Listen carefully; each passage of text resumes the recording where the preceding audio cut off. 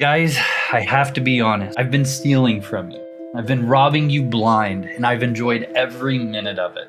Lately on the live streams every Tuesday, Wednesday, Thursday, and Saturday at 8:30 p.m. Eastern, we have just been loving the Redhand Thief, and I strongly encourage you to try it out. For me, the most engaging part of it all is the chase.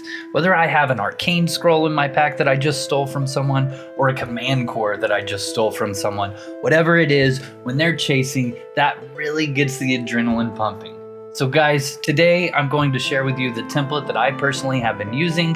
So sit back, grab yourself a beer, and let's get our hands red.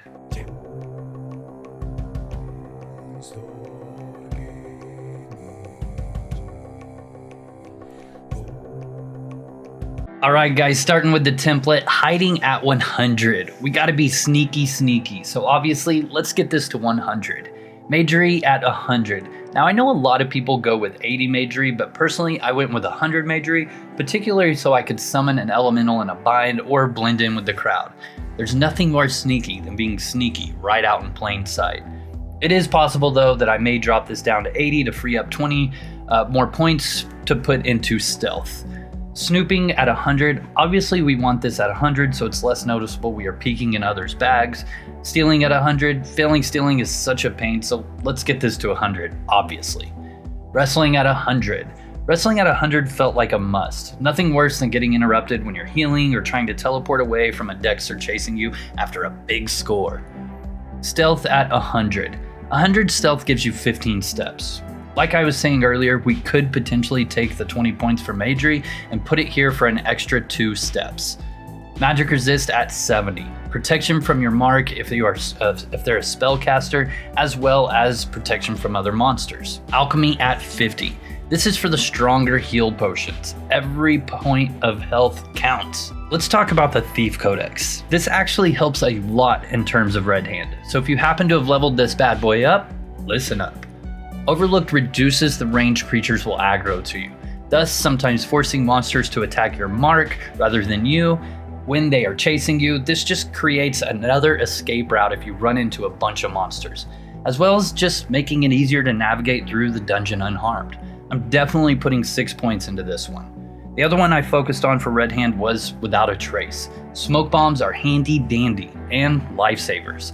This reduces the cooldown of them by up to a minute, as well as adding 6 stealth steps when you do use a smoke bomb. For strictly Redhand play, 12 points is all that's truly helpful, unless you're also pilfering from monsters while in dungeons.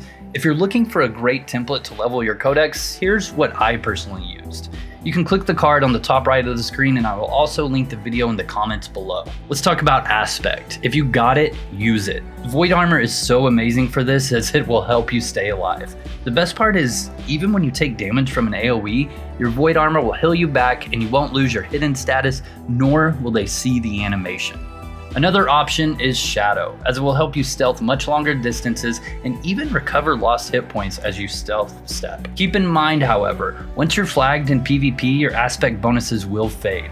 But up to and before that point, you'll enjoy the full benefits. Aspect obviously isn't required, but it definitely helps. One of the most important pieces of information I can give you though is setting hotkeys for last object and last target. Last object is set by just double clicking it.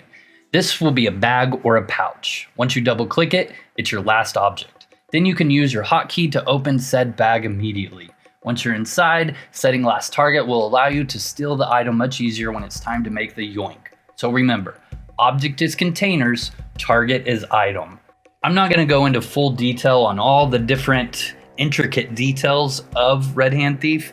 I'm actually gonna plug my good friend Kazuma. Guys, check out his video. He's done 2 of them now over a masterclass of Redhand thieving, one prior to the Redhand stuff, and then one here recently that he just released. So shout out to you, Kazuma. Thank you for hanging out in my live streams and kind of giving me some pointers and helping me become a better thief, as well as those 2 awesome masterclass videos. They have been a tremendous help. Guys, I gotta say, being a Redhand thief is a lot of fun. I've really enjoyed it.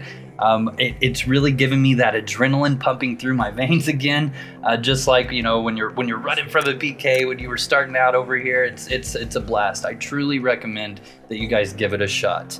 Also, guys, shout out to the Patreons, the channel members, and you for liking this video. It not only helps myself with discoverability, but obviously it helps UO Outlands. With that, guys, thank you so much for watching. Pwn Star Gaming